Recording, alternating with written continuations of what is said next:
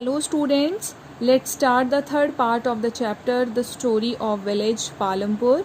Previous video में हमने discuss किया था कि जो लैंड है वो एक इम्पॉर्टेंट रिसोर्स है, लेकिन लैंड क्या है, फिक्स्ड है, इसको हम स्ट्रेच करके एक्सपेंड नहीं कर सकते हैं। और पालमपुर के अंदर जितना भी लैंड था उसको कल्टीवेबल लैंड में ऑलरेडी कन्वर्ट कर दिया गया है, तो वहाँ पे कोई फर्दर स्कोप ही नहीं रहता है कि फार्म प्रोडक्शन को इंक्रीज़ कर पाएँ by bringing new land under cultivation. ठीक है, आगे देखते हैं। लैंड को मेजर करने की जो स्टैंडर्ड यूनिट है वो क्या है, हेक्टेयर है। और इसके साथ साथ कुछ लोकल यूनिट्स भी यूज़ होती हैं, वो क्या है, बीघा एंड ग्विंथा।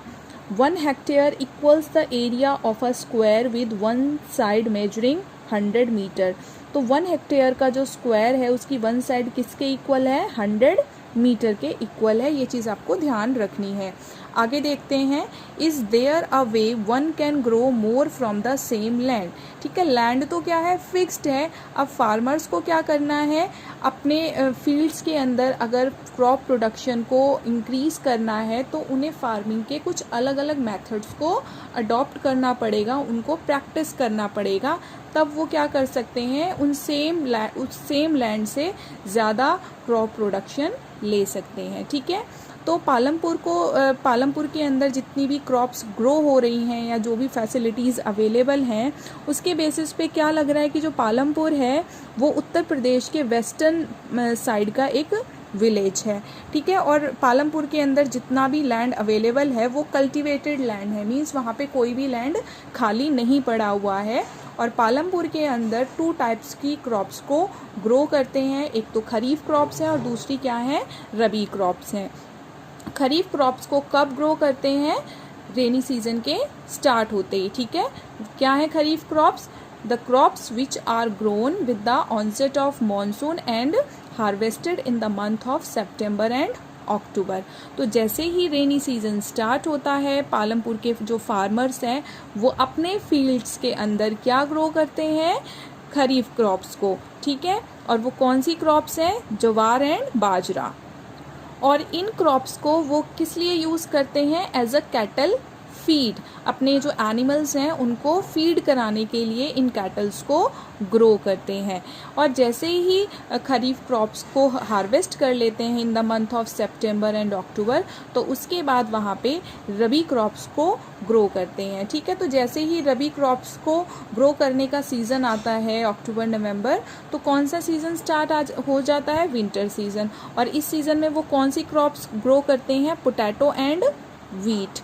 ठीक है, पालमपुर के जो फार्मर्स हैं वो अपने फील्ड्स के अंदर सफिशेंट अमाउंट में वीट को प्रोड्यूस कर पा रहे हैं, और जिससे उनकी जो फैमिली नीड्स हैं वो तो फुलफिल हो ही रही हैं, साथ ही साथ जो रिमेनिंग जो सरप्लस वीट है, सरप्लस मीन्स जो एक्स्ट्रा वीट जो होता है उसको वो कहाँ जाके सेल कर देते हैं, रायगंज की मार्केट में जाके सेल कर देते हैं। तो इस तरीके से पालमपुर के फार्मर्स जो हैं 2 टाइप्स की क्रॉप्स को ग्रो तो कर रहे हैं, साथ ही साथ उन्होंने अपने लैंड का जो एक एरिया है उसको शुगर केन की फार्मिंग के लिए भी डिवोट किया हुआ है। मीन्स कि ये देखो आप कि जो पालमपुर के जो फार्मर्स हैं उन्होंने अपने फील्ड में क्या किया हुआ है, डिवीजन किया हुआ है। देखो, एक पार्ट जो है फील्ड का उसमें उन्होंने ग्रो किया खरीफ क्रॉप्स को, और उनको हार्वेस्ट करने के बाद उस सेम एरिया में ग्रो कर दिया रबी क्रॉप्स को। लेकिन अपने फील्ड के एक पार्ट को उन्होंने सेपरेट करके रखा हुआ है, और उसमें वो क्या करते हैं, शुगर केन को ग्रो करते हैं। और शुगर केन को हार्वेस्ट करने में नियर अबाउट 1 ईयर का टाइम लग जाता है। ठीक है, और इसके बाद जो शुगर केन जो प्रोड्यूस होता है उनके फील्ड्स में, उसको वो शाहपुर के जो ट्रेडर्स हैं उनको सेल कर देते हैं as in the raw form और in the form of jaggery. ठीक है, वो उन पे डिपेंड करता है वो किस फॉर्म में उनको सेल कर रहे हैं।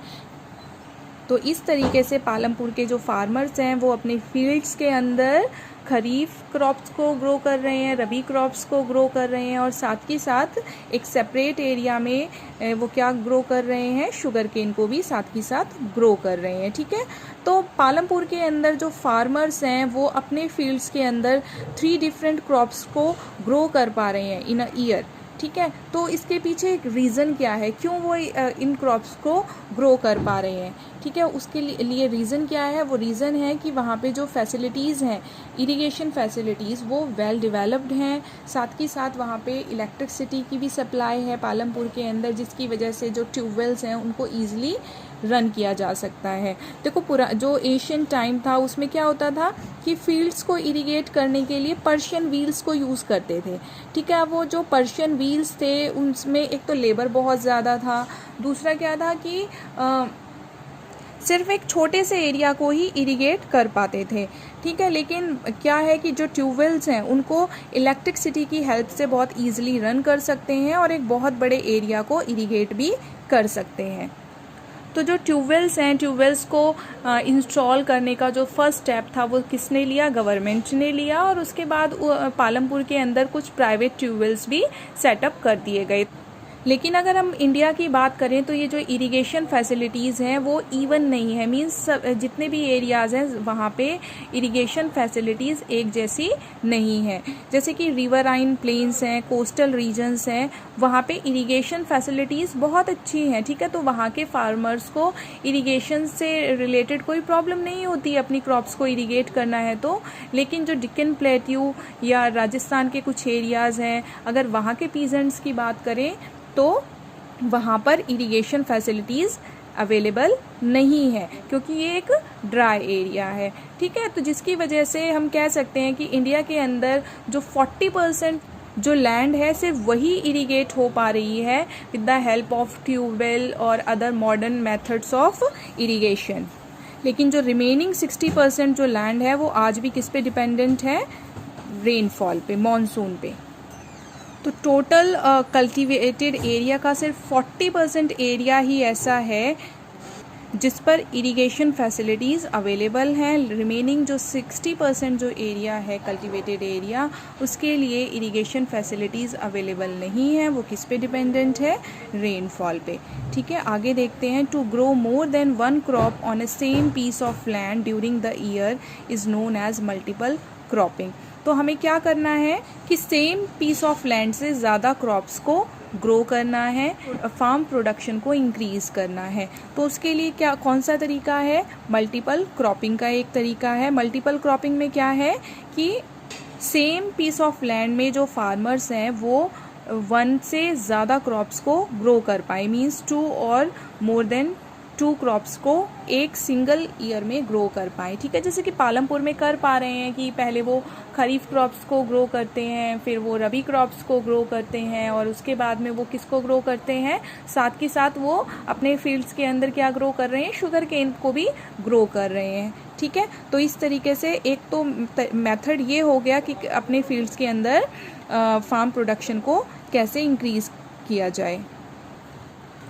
So one way of increasing production from the same land is by multiple cropping and the other way is to use modern farming methods. तो हम क्रॉप प्रोडक्शन को किस तरीके से इंक्रीज कर सकते हैं, bye adopting multiple cropping system, and second one is by using modern farming methods. 1960 तक जो सीड्स यूज़ होते थे कल्टीवेशन के लिए, उनसे जो ईल्ड आता था वो बहुत ही कम आता था, और बेसिकली जो फार्मिंग के लिए जो भी फर्टिलाइज़र्स यूज़ होते थे वो क्या थे, काऊ डंग और नेचुरल मैन्योर ही यूज़ होते थे, और कहीं ना कहीं इसमें लेबर भी ज़्यादा था। लेट 1960s में क्या स्टार्ट हुआ, ग्रीन रेवोल्यूशन स्टार्ट हुआ, और इस ग्रीन रेवोल्यूशन ने जो इंडियन फार्मर्स थे उनको अनकरेज किया कि वो क्या यूज़ करें, हाई यील्डिंग वैरायटी सीड्स को यूज़ करें। अब ये हाई यील्डिंग वैरायटी सीड्स क्या थे, ये जेनेटिकली मॉडिफाइड सीड्स थे जिनसे फार्म प्रोडक्शन बहुत अच्छा आता था, जिनसे यील्ड जो आती थी क्रॉप्स की वो बहुत ज़्यादा आती थी, ठीक है। और जो ये हाई यील्डिंग वैरायटी सीड्स हैं इनको ग्रो करने के लिए बहुत लार्ज अमाउंट में वाटर की रिक्वायरमेंट थी, केमिकल फर्टिलाइजर्स एंड पेस्टिसाइड्स की रिक्वायरमेंट भी थी साथ की साथ, ठीक है। तो लेट 1960s में ग्रीन रेवोल्यूशन आया, जिसकी वजह से जो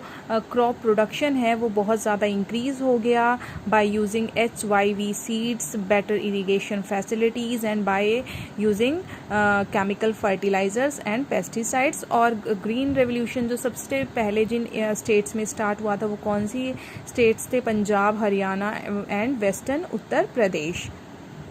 और फार्मर्स थे, उन्होंने क्या यूज़ करना स्टार्ट कर दिया? ट्रैक्टर्स, थ्रेशर्स, है ना, for making their ploughing and harvesting faster.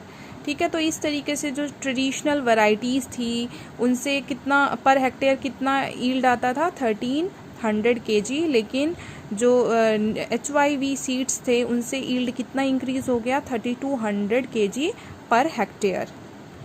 Will the land sustain? ठीक है। इस मतलब ये है कि जो ग्रेन रेवोल्यूशन स्टार्ट हुआ उसका कहीं ना कहीं एक मेरिट्स तो हमें पता है कि जो क्रॉप प्रोडक्शन है वो इंक्रीज़ कर गया, इरिगेशन फैसिलिटीज़ डेवलप कर गई, लेकिन कहीं ना कहीं उसका एक नेगेटिव इम्पैक्ट भी आया, उसकी कुछ डीमेरिट्स भी थी। ठीक है। अब लैंड सस्टेन करेगी या नहीं, है ना, हमने लैंड के ऊपर इतने हाई अमाउंट में केमिकल्स को डालना स्टार्ट कर दिया फार्मर्स ने, क्या लैंड उस चीज़ को, उस प्रेशर को बियर कर पाएगी?